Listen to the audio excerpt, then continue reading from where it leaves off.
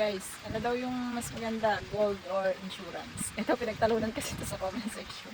Mas maganda daw ang gold kasi hawak mo na. Sabi naman ng iba, mas maganda ang insurance kasi mapapakinabangan mo. Ito yan, no? Pareho siyang maganda. Pareho siyang maganda. Wala naman akong tulak kadigid dyan. Pero bigyan ko lang kayo ng konting idea na nasa isip ko, no? Nung time na binabasa ko yung mga comment na magkaiba yung way ng paniniwala. So, may nagsabi kasi na ang gold daw kasi hawak natin. So, kapag hawak natin, kapag nagkaroon ng aberya, nagkaroon ng family problem, nandyan lang yung gold, hawak natin, pwede natin siyang ibenta, pwede natin dalhin sa pawn shop, pera na siya. Ibig sabihin, kung meron kang gold na worth 500,000, that means na meron kang pera na more than 500,000. So, ganun lang yung concept ng sinasabi din sa comment section na nabasa ko. Now, paano naman kung investment mo ay insurance? Ang insurance monthly nagbabayad ka, or let's say na nagbabayad ka ng 3,500 or 4,000 monthly yan. So, habang hindi ka nagkakasakit, hindi mo alam ang kahalagahan ng isang insurance. Habang walang nangyayari sa iyo, hindi mo alam ang kahalagahan ng isang insurance. So, ang pinag-uusapan natin dito guys is hindi yung HMO. Hindi yung insurance na every month mong babayaran and pag hindi mo nagamit is forfeited na. Hindi ganon, no? Ang pinag-uusapan natin insurance dito guys is yung long-term insurance. Ibig sabihin yung insurance na may maturity date, yung magagamit mo, sabihin natin na 20 years from now, 10 years from now. So ito yung insurance na pinag-uusapan natin ha, hindi yung HMO na nasa company. Magkaiba yun kasi. Now, ano ang kaibahan ng dalawa? Ang gold totoo, gold convert into cash. Totoo yun, gold convert into cash. Kapag nagkaroon kayo ng problem, pwede mo talagang ma-convert ang gold into cash. Kapag nagdala ka niyan sa pawn shop, cash na kagad siya, di ba? Kapag may emergency, cash na kagad. Pag nagkaroon ng problema, may gusto ka ipa-repair, cash na din siya. Pwede mo siyang gawin, di ba? So maganda ang gold kung gagawin niyo siyang emergency fund. Bakit? Hindi bumababa ang value ng gold. Now, kung ang emergency fund nyo is pera, pwedeng maapektuhan siya ng inflation. Pero kung ang investment nyo is gold, at gagawin nyo siyang emergency fund, itong gold na to, tumataas yung value. At the same time, pag ginala nyo siya sa pawn shop, pera na siya, good as money na siya. So maganda siya kung emergency fund. Pero paano naman kung ang iniisip mo is yung illness, sakit? So kung sakit ang iniisip mo, kung pang long term ang iniisip mo, mas maganda po ang insurance. Bakit? Kapag nagkaroon ka ng major illness like cancer, high blood stroke, something like that, yung mga hindi mo na kayang magtrabaho, ang insurance ang makakatulong sa inyo. Ang gold, isang dala mo lang yan sa sa mga pawn shop. Pag nadala mo yan sa ospital, ubos na po yan. Kahit pa 500,000, mabilis nang maubos. Pero ang kaibahan kasi ng insurance, hanggat may sakit kayo, meron kayong matatanggap galing sa kanila. So, meron talaga kayong ayuda, in short. So, yun yung kaibahan, no? Yun yung pagkakaiba ng gold at saka ng insurance. Pero guys, syempre, as part of my speech, yan, as part of this vlog, pareho siyang dapat meron tayo. Bakit? Kasi po, ang gold, emergency fund. Kung magkaroon ng calamity, pwede mo siyang magamit. Pero, ang insurance kasi, lalo na kung health insurance ang kukunin nyo, kapag nagkaroon ng karamdaman, malalang karamdaman, si principal, so, yun po ay pwede nyong magamit.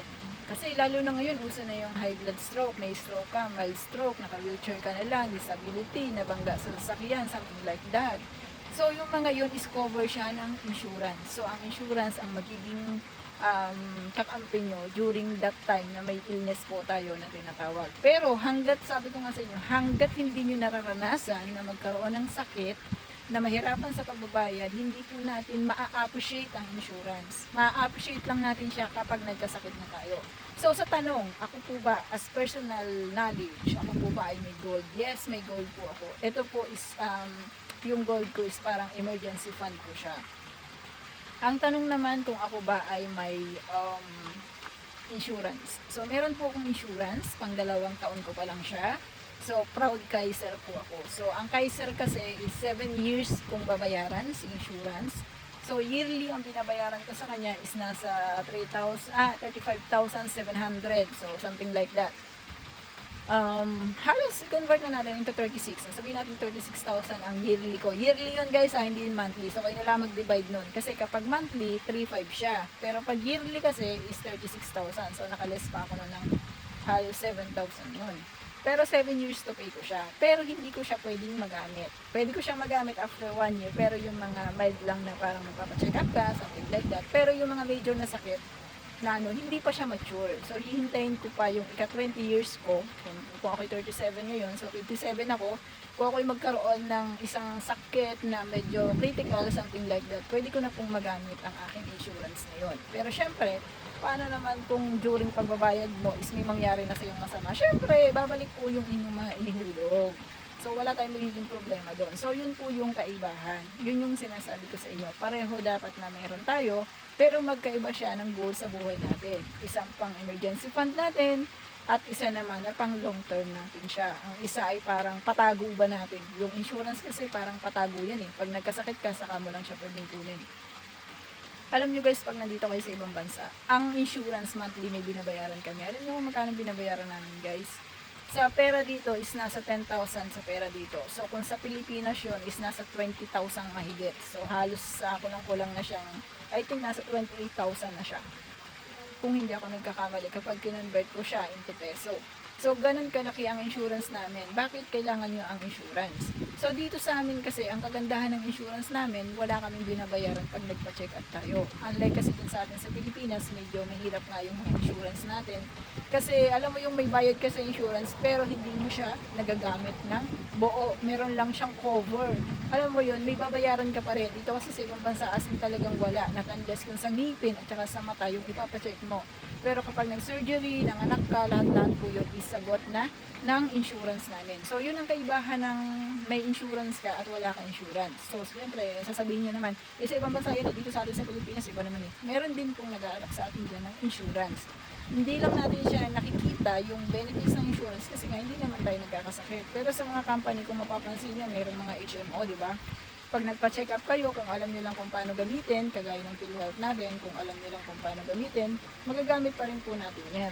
Mapapakinabangan natin yan in terms of health natin. Yun ang ating mga gold natin, magagamit natin yan pang emergency, walang makain, kasi syempre kahit nung may trabaho ko, minsan talaga dumadating sa point na wala ka talagang wala ka talagang panggastos, promise. Diba? So yun lang guys, I hope nakatulong. So yun lang.